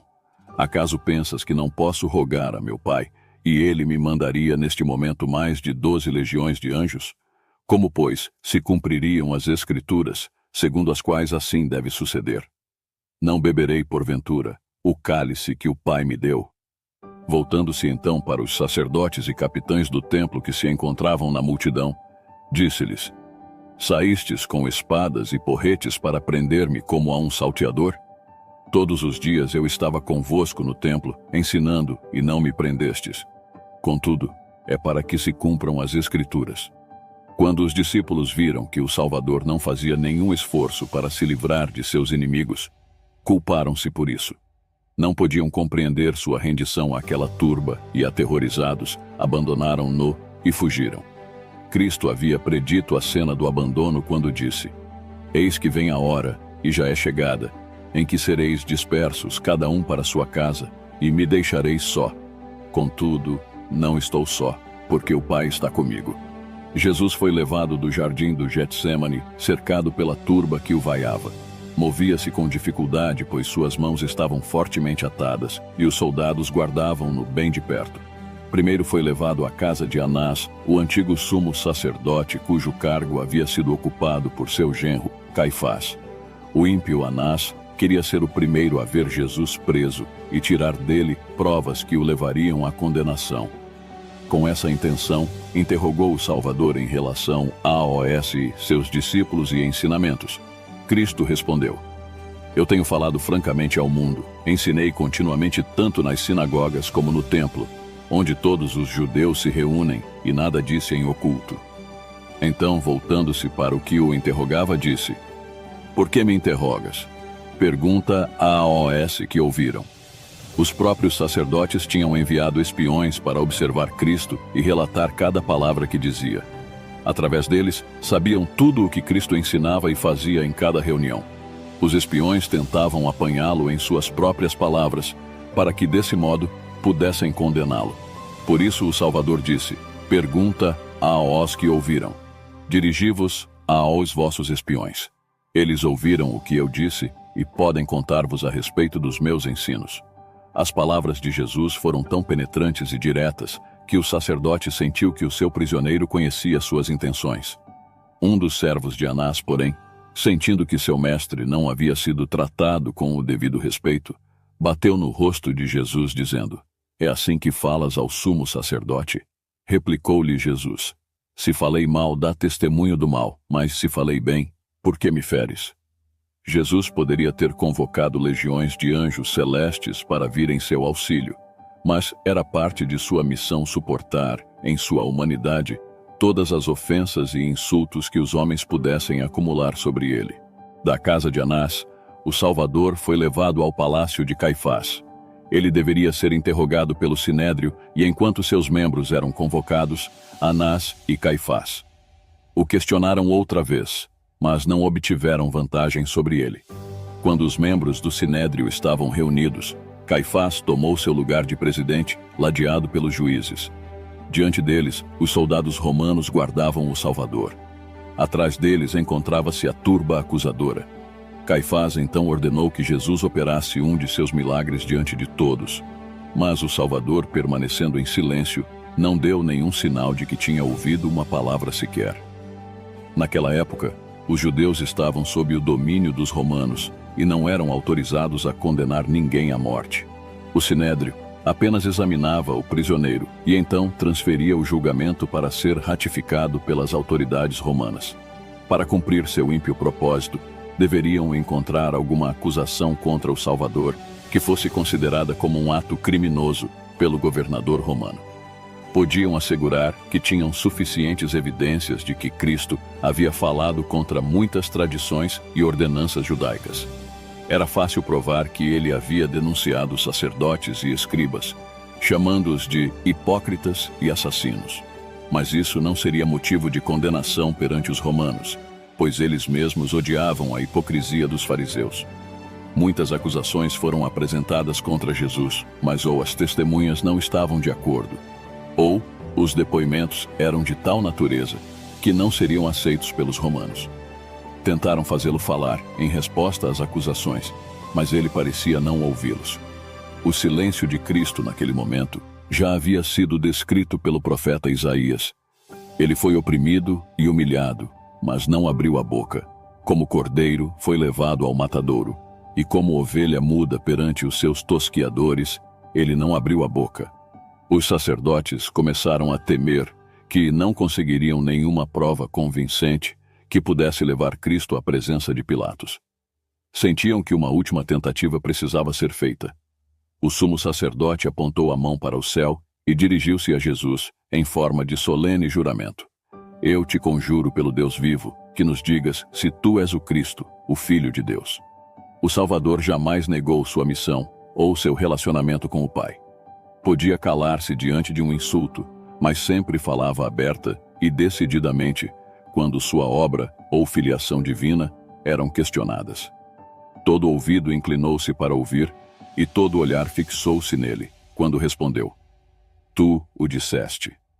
Segundo o costume da época, responder daquele modo significava sim ou é tal qual disseste. Essa era a maneira de responder de modo mais enfático a uma resposta afirmativa. Uma luz celestial pareceu iluminar-lhe o rosto pálido quando acrescentou: Entretanto, eu vos declaro que desde agora vereis o Filho do Homem assentado à direita do Todo-Poderoso e vindo sobre as nuvens do céu. Nessa declaração, o Salvador apresentou o reverso da cena que ali se desenrolava, apontando-lhes um tempo em que ele ocupará a posição de supremo juiz do céu e da terra. Então estará assentado no trono do Pai, e de suas sentenças não haverá apelação. Diante de seus ouvintes, trouxe uma visão daquele dia, quando, ao invés de sofrer abusos e escárnios da turba desordeira, virá nas nuvens do céu com poder e grande glória. Legiões de anjos o escoltarão, e então pronunciará a sentença contra seus inimigos, achando-se entre eles a mesma turba que o acusava. Ao Jesus declarar-se Filho de Deus e Juiz do mundo, o sacerdote rasgou suas vestes, mostrando-se horrorizado. Ergueu as mãos para o céu e disse: Blasfemou, que necessidade mais temos de testemunhas? Eis que ouvistes agora a blasfêmia. Que vos parece? Responderam eles. É réu de morte. Segundo as leis judaicas, um prisioneiro não podia ser julgado à noite. Por isso, embora já condenado, deveria haver um outro julgamento durante o dia. Jesus foi levado, em seguida, para a sala da guarda onde sofreu escárnio e abuso dos soldados e da multidão. Ao amanhecer, foi ele conduzido novamente à presença dos juízes, onde a condenação definitiva foi pronunciada. Uma fúria satânica apossou-se dos líderes e do povo. A multidão urrava como feras selvagens. Arremeteram então contra Cristo, gritando: "Ele é culpado, matem-no!" Se os soldados romanos não estivessem presentes, eles o teriam feito em pedaços. Porém, a autoridade romana se interpôs e, com a força das armas, reprimiu a violência do povo. Sacerdotes e príncipes misturaram-se à multidão e cobriram o Salvador de insultos. Vestiram-no com um manto surrado e bateram-lhe no rosto, dizendo: "Profetiza-nos, Cristo, quem é que te bateu?" E, havendo-o despido, cuspiram-lhe no rosto. Os anjos de Deus registraram fielmente cada insulto, olhar, palavra e ato contra seu amado comandante. Um dia aqueles homens vis que escarneceram e bateram no rosto pálido e sereno de Cristo, contemplarão esse mesmo rosto mais brilhante do que o sol. Após ter sido condenado pelos juízes do Sinédrio, Cristo foi levado à presença de Pilatos, governador romano, para que a sentença fosse confirmada e executada. Os sacerdotes judeus não podiam entrar na sala de julgamento de Pilatos. De acordo com as leis cerimoniais, tal ato os tornava imundos e os excluía da participação da festa da Páscoa. Em sua cegueira, não viam que Cristo era o verdadeiro Cordeiro da Páscoa e que, ao rejeitá-lo, a grande festa havia perdido seu significado. Quando Pilatos olhou para Jesus, notou nele um homem de aspecto nobre e de porte digno. Em seu semblante não havia nenhuma expressão de delito. Voltando-se para os sacerdotes, perguntou: "Que acusação trazeis contra este homem?" Seus acusadores, que não desejavam entrar em pormenores, não estavam preparados para essa pergunta. Sabiam que não possuíam nenhuma evidência confiável para que o governador romano condenasse Jesus. Então, suscitaram contra ele falsas testemunhas que disseram: "Encontramos este homem pervertendo a nossa nação, vedando pagar tributo a César e afirmando ser ele o Cristo, o Rei." Isso era mentira, pois Cristo havia claramente sancionado o pagamento de tributo a César. Quando os escribas interrogaram-no sobre essa questão, tentando armar-lhe uma cilada, respondeu: "Daí, pois, a César o que é de César e a Deus o que é de Deus." Pilatos não se deixou enganar pelo depoimento das falsas testemunhas. Voltou-se para o Salvador e perguntou: "És tu o rei dos judeus?" Respondeu-lhe Jesus: "Tu o dizes." Ao ouvirem essa resposta, Caifás e os que o acompanhavam apelaram para o testemunho que o próprio Pilatos acabava de ouvir dos lábios de Jesus, de que ele era, de fato, culpado do crime de que o acusavam. Em altos brados, pediram sua condenação à morte. Como Cristo nada respondesse a seus acusadores, Pilatos lhe disse: "Nada respondes? Vê quantas acusações te fazem." Jesus, porém, não respondeu. Pilatos estava perplexo. Não havia encontrado qualquer indício de crime em Jesus e não confiava naqueles que o acusavam. O porte nobre e a conduta discreta do Salvador contrastavam diretamente com a exaltação e fúria de seus acusadores. Isso impressionou o governador a ponto de convencê-lo da inocência de Cristo. Esperando ouvir dele a verdade, chamou-o para perto de si e perguntou: "És tu o rei dos judeus?"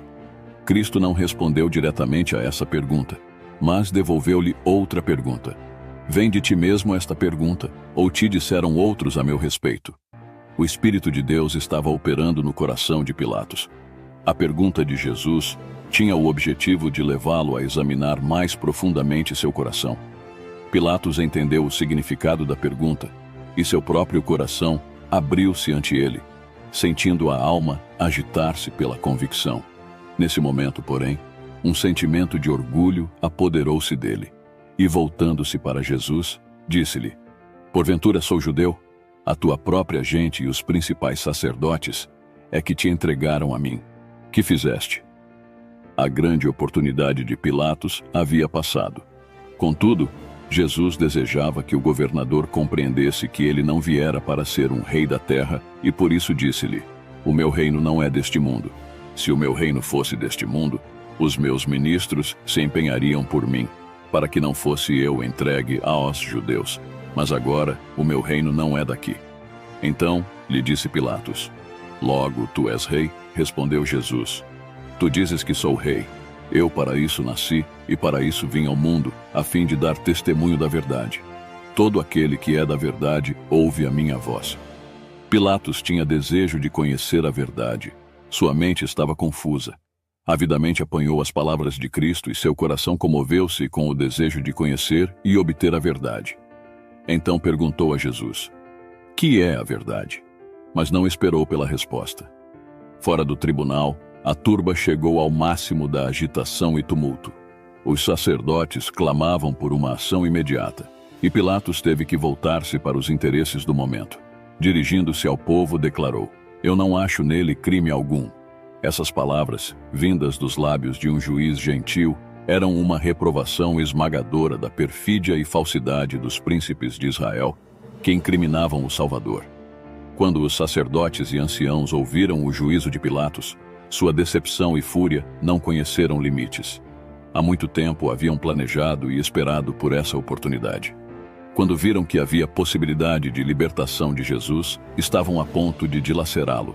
Descontrolados e irracionais, prorromperam em terríveis imprecações, comportando-se como verdadeiros demônios. Aos gritos, denunciaram Pilatos, ameaçando-o de censura por parte do governo romano. Acusaram-no de recusar-se condenar alguém que eles afirmavam ter se insurgido contra César. Então se puseram a clamar: "Ele alvoroça o povo, ensinando por toda a Judeia, desde a Galileia, onde começou, até aqui." Até ali, Pilatos não havia pensado em condenar Jesus, pois estava certo de sua inocência.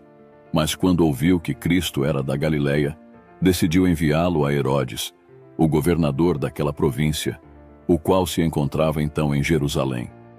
Através dessa manobra, Pilatos pensou em transferir a responsabilidade de suas mãos para as de Herodes. Jesus estava extenuado pela fome e exausto pela falta de sono. Além disso, sofria pelo tratamento cruel que havia recebido. Mesmo assim, Pilatos devolveu-o aos soldados, e ele foi arrastado entre os insultos e zombaria da impiedosa plebe. Herodes nunca havia se encontrado com Jesus, mas há muito desejava vê-lo e testemunhar seus maravilhosos milagres. Quando o Salvador foi conduzido à sua presença, a turba se agitou, acotovelando-se. Gritavam coisas diferentes, produzindo um vozerio confuso. Herodes ordenou silêncio, pois desejava interrogar o prisioneiro. Comovido e curioso, olhou o rosto pálido de Jesus. Viu nele traços de profunda sabedoria e pureza. Estava convencido, assim como Pilatos, de que somente a maldade e a inveja eram os únicos motivos que levaram os judeus a acusá-lo. Compeliu-o, então, Herodes a operar um de seus milagres diante dele, com a promessa de que o soltaria se assim fizesse. Deu ordens para que viessem pessoas paralíticas e deformadas, para que Cristo as curasse. O Salvador, porém, manteve-se impassível, como se nada estivesse ouvindo ou vendo. O Filho de Deus havia assumido em si mesmo a natureza humana e cumpria-lhe agir como homem em idênticas circunstâncias. Entretanto, não operaria um milagre para meramente satisfazer a curiosidade ou salvar a si mesmo da dor e humilhação a que homens em situações semelhantes teriam que se sujeitar. Seus acusadores tremeram quando Herodes pediu-lhe um milagre. Uma das coisas que mais temiam era a manifestação do poder divino que já tinham presenciado em Cristo. Tal manifestação seria um golpe mortal em seus planos e talvez lhes custasse a própria vida. Por isso, irromperam em gritos, atribuindo os milagres de Jesus ao poder de Belzebu, o príncipe dos demônios.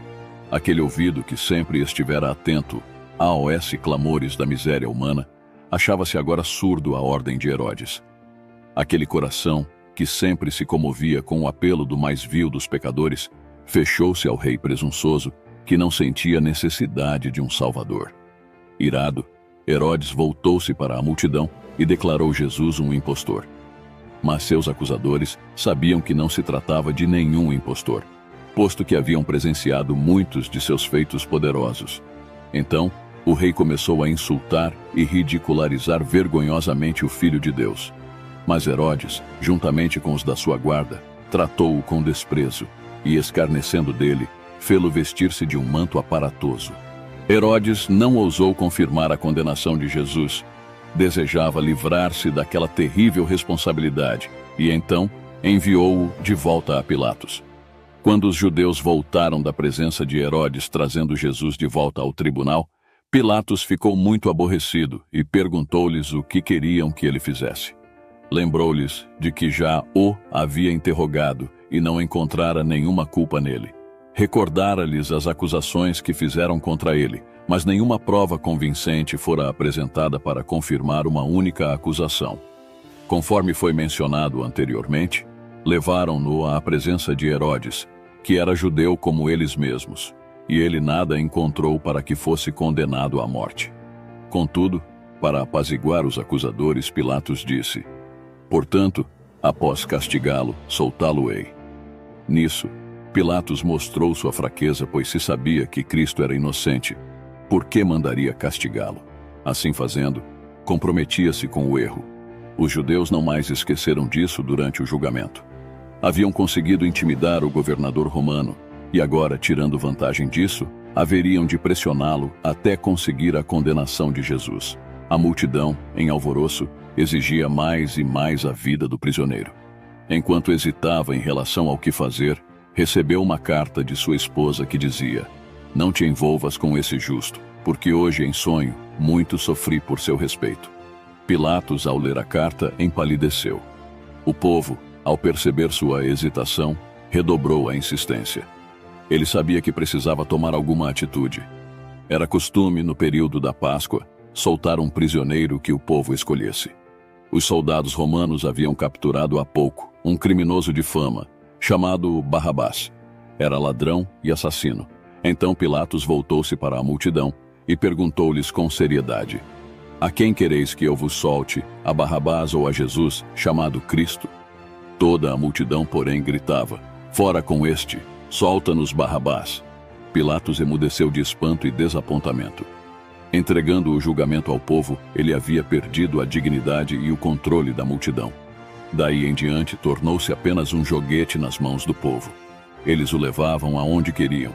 Então perguntou: "Que farei então de Jesus, chamado Cristo? Seja crucificado."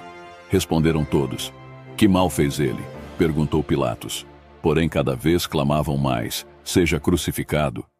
Quando ouviu o grito terrível: "Crucifica-o!", o rosto de Pilatos empalideceu.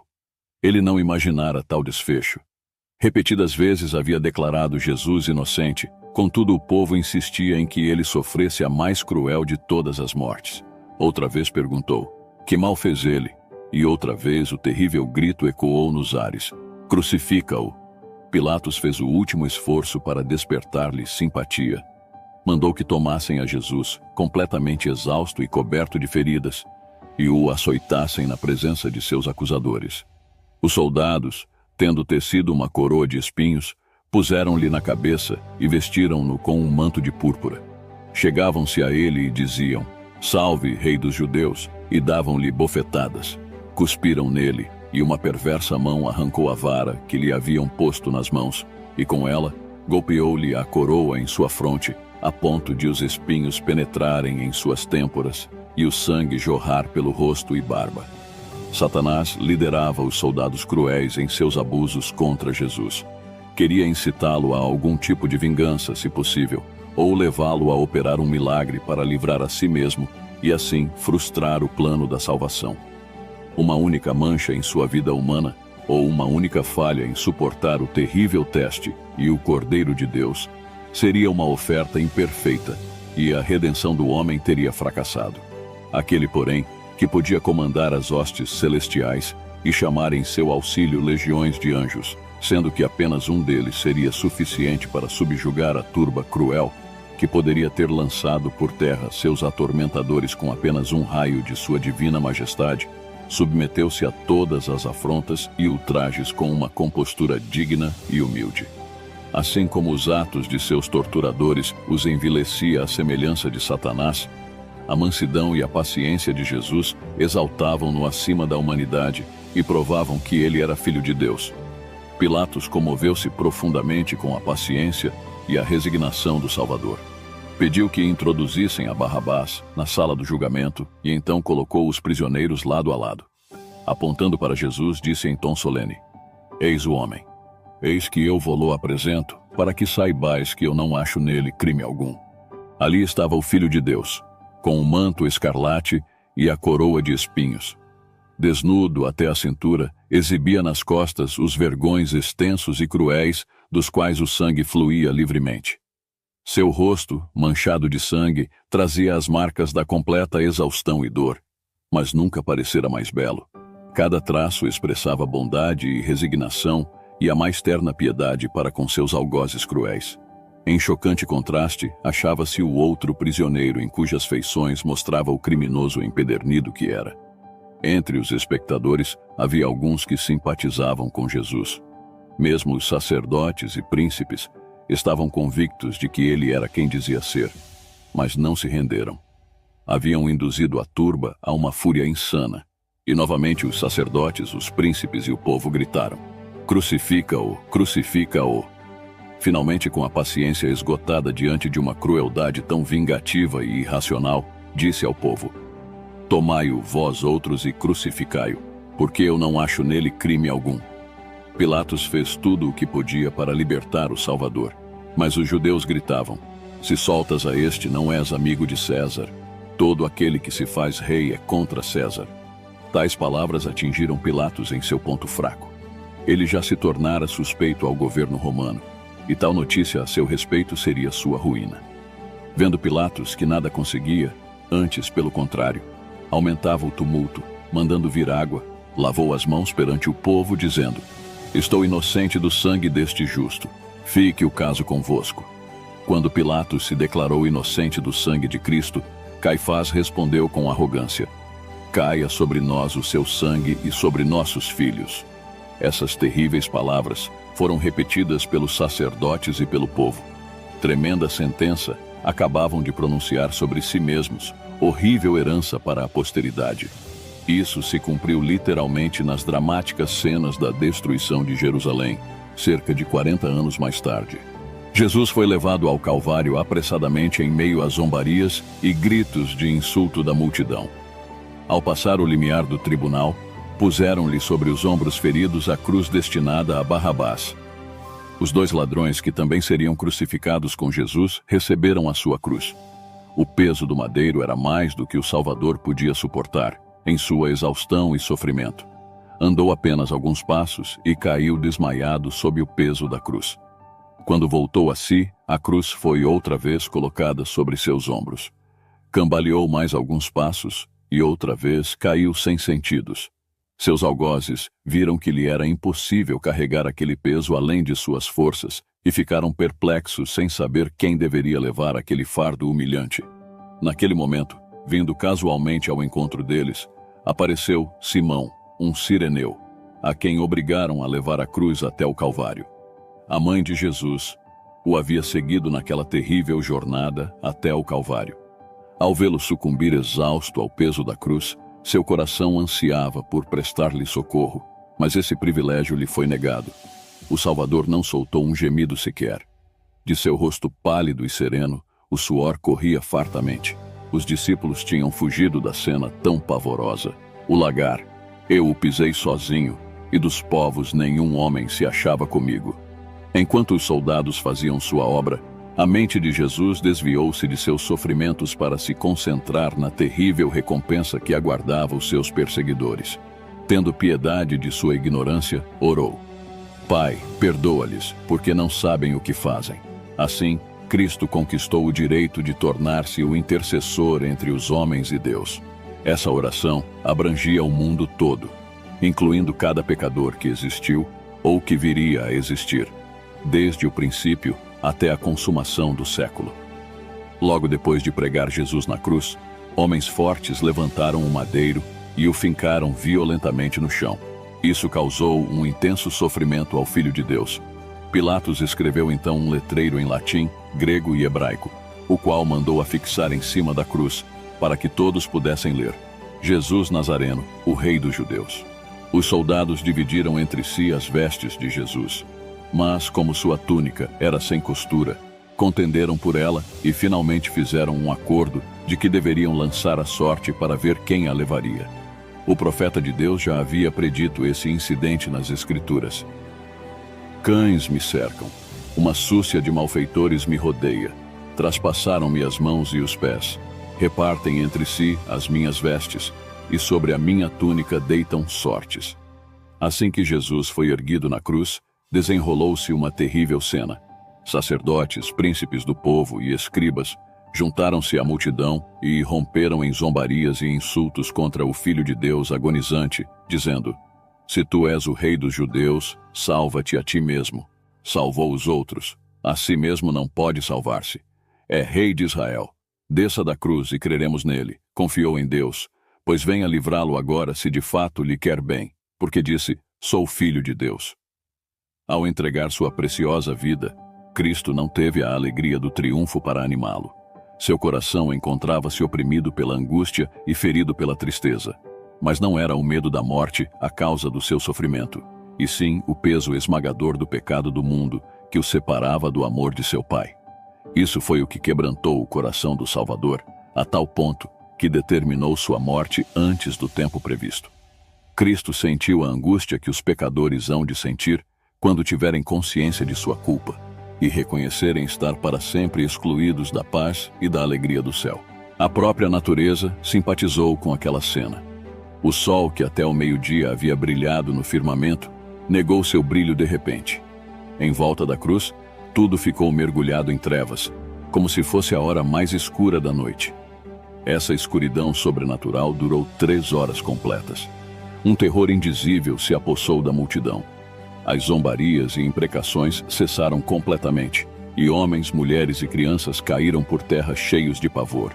À hora nona, as trevas se dissiparam de sobre o povo, mas ainda envolvia o Salvador como um manto. Raios flamejantes pareciam arremessar-se sobre ele, ali pendurado na cruz. Foi então que exclamou em um grito desesperado: Deus meu, por que me desamparaste? Nesse ínterim, as trevas haviam baixado sobre Jerusalém e as planícies da Judéia. Todos os olhos se voltaram para a cidade condenada e viram os raios ameaçadores da ira de Deus sendo arrojados contra ela. De repente, a escuridão sobre a cruz se dissipou e, com voz clara e poderosa que parecia ressoar por toda a criação, Jesus exclamou: Está consumado. Pai, nas tuas mãos entrego o meu espírito. Depois, curvando a cabeça sobre o peito, expirou. Outra vez, as trevas baixaram sobre a terra e se ouviu um estrondo como um poderoso trovão acompanhado de um terremoto. Quando Cristo morreu na cruz do Calvário, abriu-se um caminho novo e vivo, destinado tanto aos judeus quanto aos gentios. Os anjos se alegraram quando o Salvador exclamou: Está consumado. O grande plano da redenção havia sido cumprido. Através de uma vida de obediência, os filhos de Adão poderiam finalmente ser exaltados à presença de Deus. Satanás havia sido derrotado e sabia que seu reino estava perdido. O Salvador havia sido condenado por crime de conspiração contra o governo romano. Pessoas que eram executadas por esse motivo tinham que ser sepultadas à parte, em um local destinado a tais criminosos. João, o discípulo amado, estremeceu ante a ideia de que o corpo de seu amado mestre pudesse ser levado pelos insensíveis soldados romanos e sepultado em um lugar de desonra. Mas ele não podia evitar isso, e tampouco tinha alguma influência junto a Pilatos. Nesse momento de indecisão, Nicodemos e José de Arimateia, homens ricos e de influência, vieram para ajudar os discípulos. Ambos eram membros do Sinédrio e conhecidos de Pilatos, e decidiram que o Salvador seria sepultado com as devidas honras. José foi à presença de Pilatos e pediu corajosamente o corpo de Jesus. Pilatos, depois de haver se informado de que Jesus estava realmente morto, concedeu-lhe o pedido. Com delicadeza e reverência, removeram da cruz, com suas próprias mãos, o corpo de Cristo. Lágrimas de compaixão fluíam livremente ao contemplarem o corpo ferido e dilacerado do Mestre. José possuía um sepulcro novo, talhado na rocha. Ele o havia construído para seu próprio uso, mas agora o destinara a Jesus. O corpo, com as especiarias trazidas por Nicodemos, foi cuidadosamente envolto em um lençol de linho, e o Redentor foi levado à sepultura. A entrada do sepulcro havia sido fechada com uma grande pedra, e a máxima segurança e cuidado foram empregados para guardar o túmulo. O selo do Império Romano fora colocado de tal maneira que a pedra não poderia ser removida sem rompê-lo. Uma escolta de soldados romanos montava guarda ao redor, mantendo estrita vigilância para que o corpo não fosse molestado. Alguns guardas rondavam constantemente enquanto outros descansavam no chão. Havia, porém, outra guarda perto do túmulo. Anjos poderosos, enviados do céu, estavam ali. Apenas um desses anjos tinha força suficiente para destruir todo o exército romano.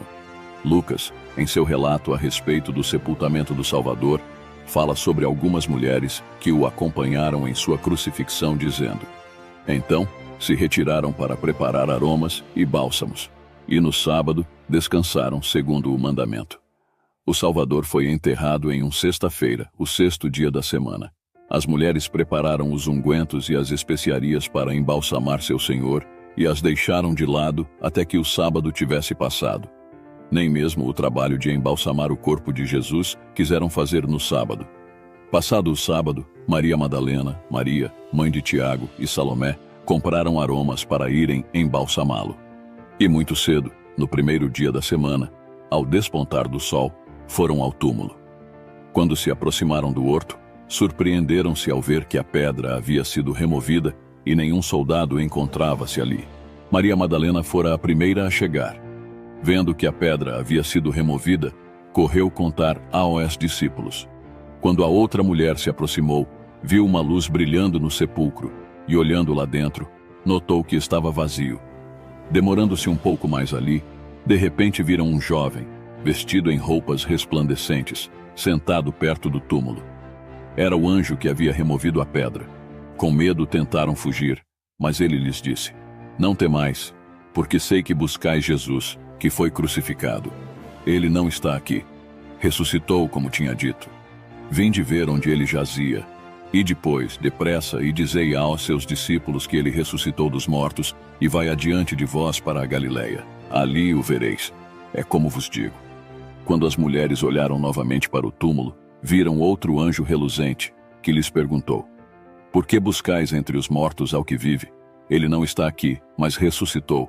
Lembrai-vos de como vos preveniu, estando ainda na Galileia, quando disse: importa que o Filho do Homem seja entregue nas mãos de pecadores, e seja crucificado, e ressuscite no terceiro dia. Maria estivera ausente daquela cena, e voltava agora em companhia de Pedro e João. Quando eles retornaram a Jerusalém, ela permaneceu no local da sepultura. Não suportava a ideia de sair dali sem antes saber o que havia acontecido com o corpo do seu Senhor. Enquanto chorava, ouviu uma voz que lhe disse: mulher, por que choras? A quem procuras? Seus olhos velados de lágrimas impediram-na de reconhecer quem lhe falava. Pensou que se tratava do jardineiro e lhe disse em tom de súplica: Senhor, se tu o tiraste, dize-me onde o puseste, e eu o levarei. Enxugando depressa as lágrimas, reconheceu diante de si o Salvador. Em sua alegria, esquecendo-se de que ele havia sido crucificado, estendeu-lhe as mãos dizendo: Rabi, que quer dizer mestre. Jesus, porém, lhe disse: não me detenhas, porque ainda não subi para meu Pai, mas vai ter com os meus irmãos e dize-lhes: subo para meu Pai e vosso Pai, para meu Deus e vosso Deus. Todo o poder no céu e na terra foi então dado ao príncipe da vida. E ele retornou aos seus discípulos neste mundo pecaminoso, a fim de lhes comunicar seu poder e sua glória. Depois da ressurreição, Jesus apareceu a muitas pessoas, além de seus discípulos, com o propósito de fortalecer a fé dessas pessoas. Tudo que estava escrito sobre ele foi cumprido. Hoje, por meio dele, de seus atos de fé e obediência, a humanidade tem a esperança de chegar a Deus por meio de Jesus. Temos o exemplo de como ser melhor. Por meio de Jesus, conseguimos alcançar redenção, justificação, santificação e glorificação. O ser humano sem Jesus está condenado. Por isso, devemos crer e obedecer a seus mandamentos para que sejamos conhecidos como filhos de Deus, chamados pelo seu propósito. Espero que você tenha aprendido sobre a vida de Jesus. Tentei abordar aqui os principais fatos da história. Deixe seu comentário sobre o que você achou. Deus abençoe sua vida. Se você ainda não aceitou Jesus como seu Salvador, ainda dá tempo, arrependa-se Ele pode mudar seu futuro, sua história. Ele pode tirar de você toda a tristeza, toda a solidão e te proporcionar o que você precisa. Entra no teu quarto, fecha a porta e fala com Deus. Ele vai te ouvir. Deus abençoe. Se você gostou do vídeo, não esqueça de curtir e se inscrever no canal.